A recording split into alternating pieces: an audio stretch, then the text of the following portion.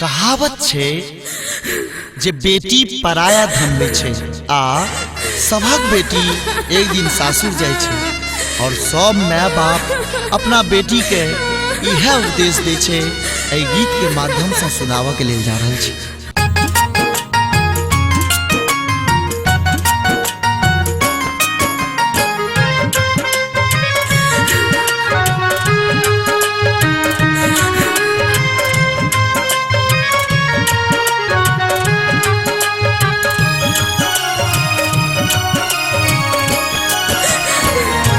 ससुरा में जाकर दिया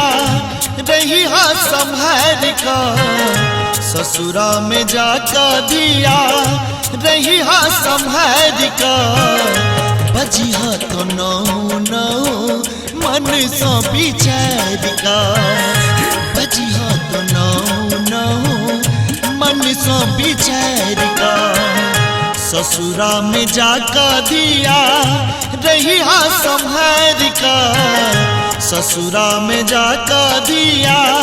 रही हा संभाल का, बची हो तो नौ नौ मन सो बिचार का, बची हो तो नौ नौ मन सो बिचार का।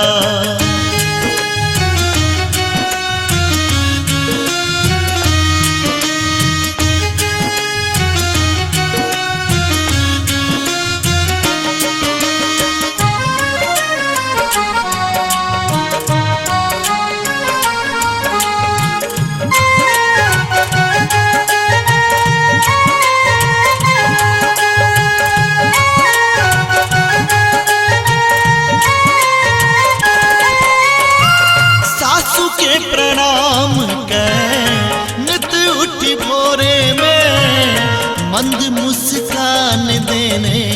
सदिखन ठोरे में,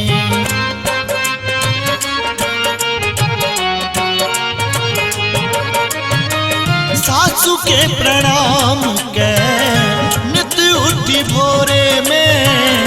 मंद मुस्कान देने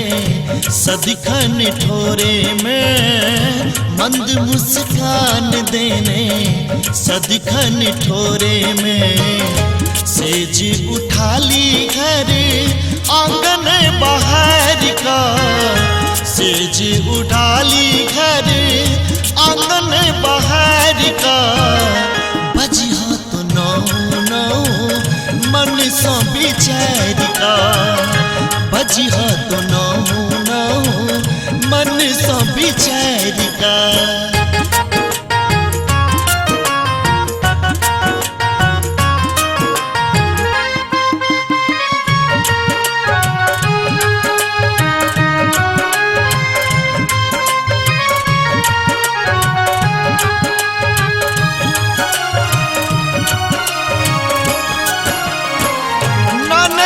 के दिकी केने हंस रही जइहा हे, मधुर मधुर बोले सबके जुड़िहा है,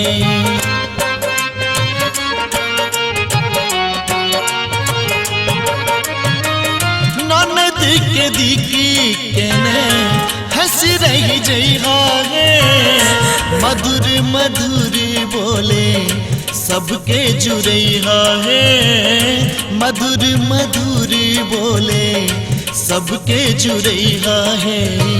छोट छीन दिया रोके रखिहा दुलार का, छोट छीन दिया रोके रखिहा दुलार का, बजिहा तो नौ नौ मन सो बिचार का, बजिहा तो नौ नौ मन सो बिचार का।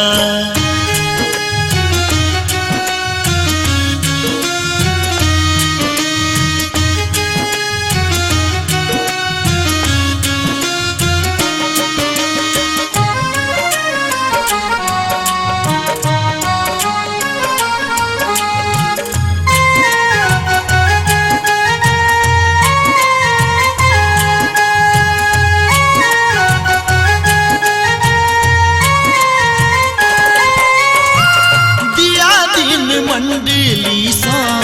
रही हिल में जे बाजी दैया नित खिल खिल का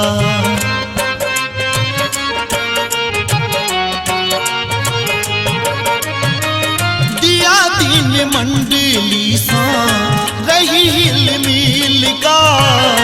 किछो जे बाजी दैया नित खिल खिल का किछो जे बाजी दैया नित खिल खिल का प्राण आधारे मानी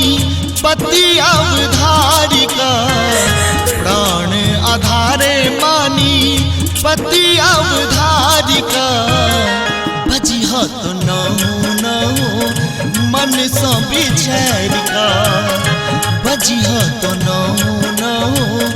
मन सो बिछैरिका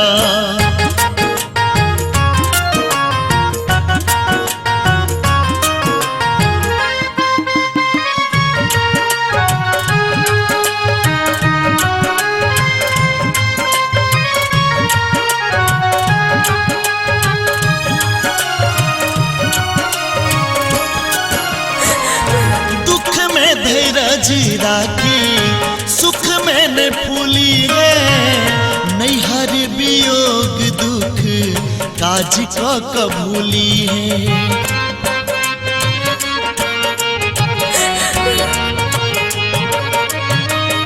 दुख में धीरज राखी सुख में न फूली है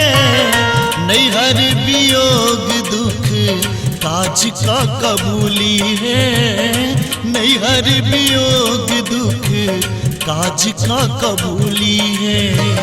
लोक के मधुप काली गुण के पसारिका लोक के मधुप काली गुण के पसारिका बजिह तो नौ मन सो बिचारिका बजिह तो नौ मन सो बिचारिका